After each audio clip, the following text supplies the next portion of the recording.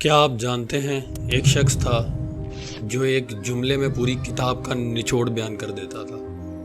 ایک ایسا شخص نہ شہرت کے پیچھے بھاگا نہ دولت کے، لیکن آج ان کے ہزاروں نہیں لاکھوں چاہنے والے ہیں۔ آخر وہ شخص کون تھے؟ یہ ہے کہانی حضرت واصف علی واصف کی۔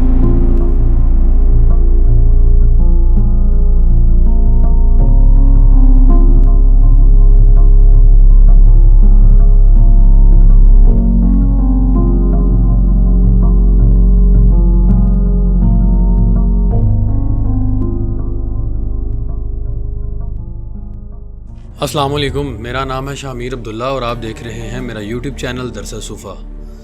درس صوفہ صرف ایک چینل نہیں بلکہ اس چبوترے کی یاد ہے جہاں رسول اکرم صلی اللہ علیہ وآلہ وسلم نے تعلیم اور ہدایت کا سفر شروع کیا۔ صوفہ وہ جگہ جہاں صحابہ کرام بیٹھتے، علم سیکھتے اور پھر پوری دنیا میں اسلام کا پیغام پہنچاتے۔ اس روایت کو آگے بڑھاتے ہوئے درس صوفہ کا مقصد ہے اصل تصوف، اصل علم اور اصل رہنمائی کو عام کرنا۔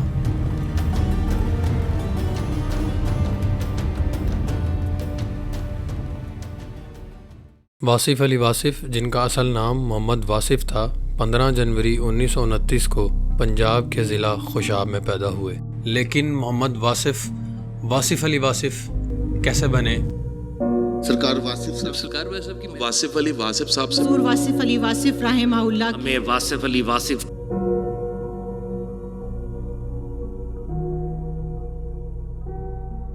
یہ صرف ایک نام کی تبدیلی نہیں تھی بلکہ ایک سفر تھا تلاش علم اور تلاش حقیقت کا۔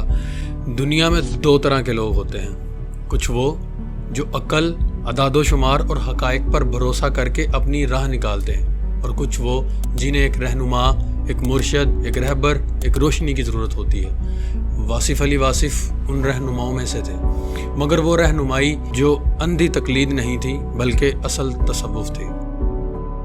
ہم آپ کو یہ بتا رہے ہیں کہ تصوف آپ کا محبت کے ساتھ عبادت میں چلنے کا نام ہے۔ تصوف یہ ہے کہ آپ نے آپ کو لوگوں کے لیے بے ضرر بنا دو، آپ نے آپ کو منفعت بخش بنا دو، اپنے آئیڈیل کو اپنے ریئل کے قریب کر دو، اور آئیڈیل حضور پاک کی ذات ہے۔ وہ شریعت اور تصوف کو الگ نہیں کرتے تھے۔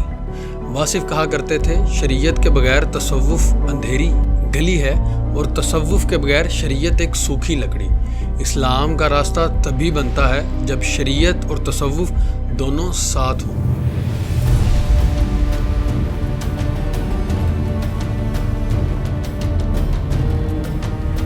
دوستو، ایک جملہ مشہور ہے، لاہور آؤ لاہور تمہیں نوازے گا۔ واصف علی واصف نے جب لاہور کا رخ کیا تو یہ جملہ حقیقت بن گیا۔ وہاں انہوں نے سب سے پہلے CSS کی تیاری کی، امتحان پاس کیا، مگر پھر اچانک فیصلہ کیا کہ یہ راستہ ان کا مقصد حیات کبھی نہیں ہو سکتا۔ وہ سمجھ گئے کہ ان کی منزل کرسی یا عہدے کی نہیں بلکہ دلوں تک روشنی پہنچانا ہے۔ یوں انہوں نے لاہور میں ایک کالج کا آغاز کیا۔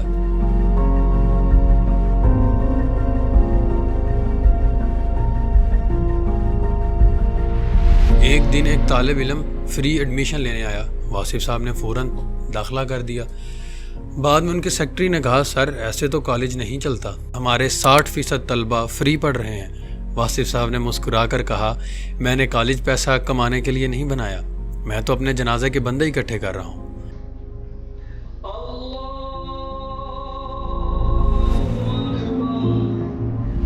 لیکن اصل شہرت ملی محفلوں سے۔ اللہ ہمیں دے تمام وہ چیزیں مانگیں گے جو فرعون کی زندگی میں تھی، تمام وہ چیزیں، یعنی کہ زندگی ہم فرعون کی مانگیں گے، مال فرعون جیسا، حکم حکومت فرعون جیسا، دبدبہ رو فرعون جیسا، لوگ تابعدار ہو جائیں فرعون جیسا، مانگیں گے ہم یہ، یعنی اجازت دے، اور جب مانگا فرعون مل گیا، آپ کو ہو گیا، آپ نظام میں گئے۔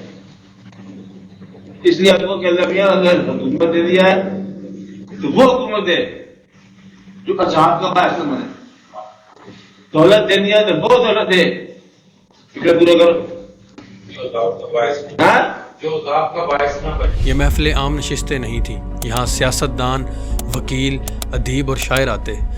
نامور لوگ جیسے اشفاق احمد بانو قدسیہ ان کی محفلوں سے فیض یاب ہوتے.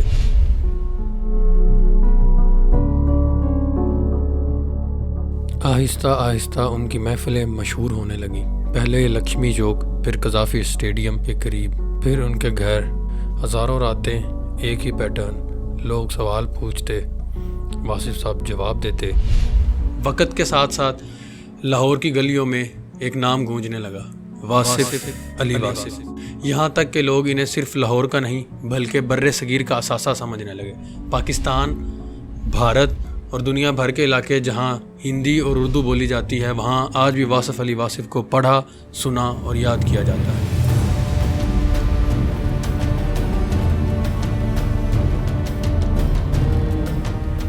انیس سو 78 میں ان کی پہلی کتاب شب چراغ چھپی. پھر ایک کے بعد ایک، حرف حرف حقیقت، قطرہ قطرہ کلزم، کرن کرن سورج، دریچے اور انگریزی میں بیمنگ سول. اور سب سے حیران کن حقیقت یہ ہے کہ دنیا سے رخصت ہو گئے لیکن ان کی محفلیں آج بھی زندہ ہیں. یعنی واصف علی واصف وہ واحد مفکر ہیں جن کی نئی کتابیں ان کے جانے کے بعد بھی شائع ہوتی ہیں.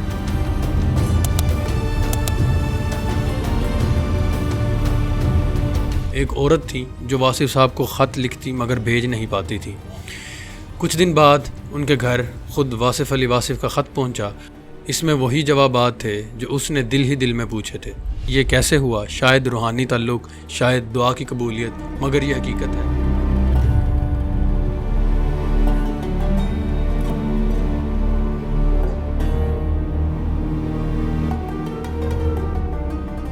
ایک اور واقعہ واصف علی واصف صاحب کا ایک شاگرد بتاتا ہے، میں خودکشی کرنے جا رہا تھا، سب ختم کر دینا چاہتا تھا. اسی وقت PTCL فون بجا. میں نے اٹھایا، آگے سے واصف علی واصف تھے. انہوں نے کہا جو تم سوچ رہے ہو وہ نہ کرنا، صبح مجھ سے ملنا، اسلام میں یہ حرام ہے. وہ شخص بچ گیا. یہ ایک محض اتفاق یا کوئی ایک راز نہیں، یہ تو واصف علی واصف تھے.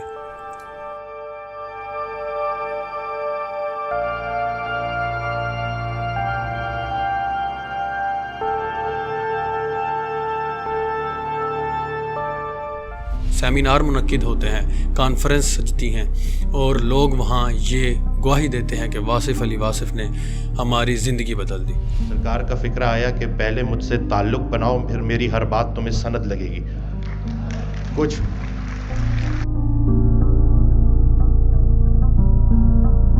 یہ کوئی عام بات نہیں، یہ کہانی ہے خوشاب کے ایک لڑکے کی جو لاہور آیا، اپنے وقت کا ایسا چراغ بنا جس کی روشنی آج بھی دنیا کے کونے کونے تک پہنچ رہی ہے.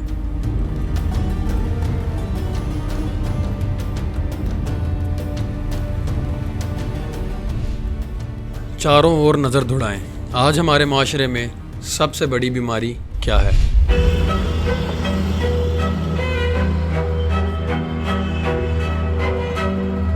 ڈپریشن، تنہائی، بے چینی.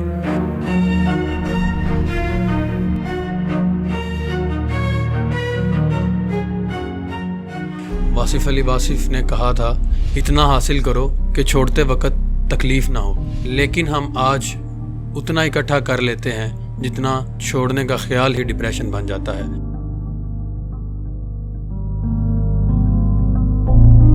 ذرا دیکھیں، ہر فرقہ دوسرے فرقے سے لڑ رہا ہے.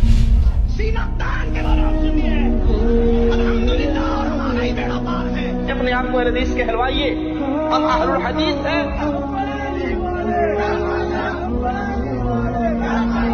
کسی ماں کی کوکھ نے وہ بیٹا نہیں جنا جو میں سے ہم کو لڑائی میں پھنسا. ہاں میں شیعہ ہوں، تو بتا دوں. واصف صاحب کی آواز آج بھی گونجتی ہے، ہمیں اتحاد چاہیے. بیسٹ.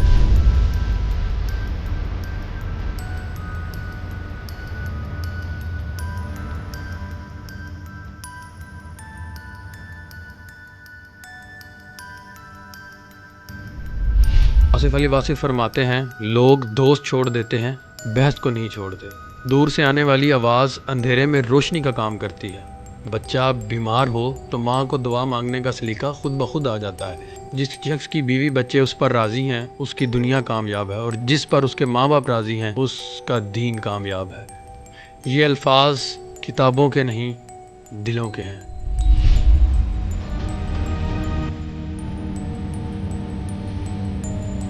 واصف علی واصف 18 جنوری 1993 کو اس دنیا سے رخصت ہوئے۔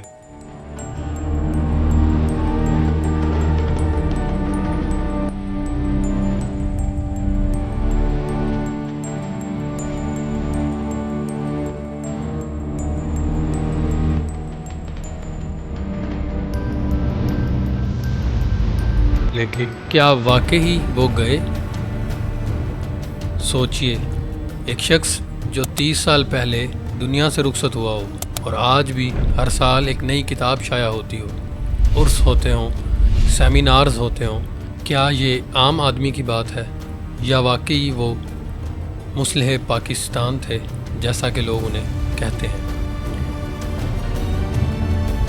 دوستو، آپ کو ان کا کون سا قول سب سے زیادہ پسند آیا؟ کومنٹس میں ضرور شیئر کریں۔ آپ کی رائے نہ صرف دوسروں کے لیے رہنمائی ہوگی بلکہ اس ویڈیو کو ایک زندہ محفل بنا دے گی۔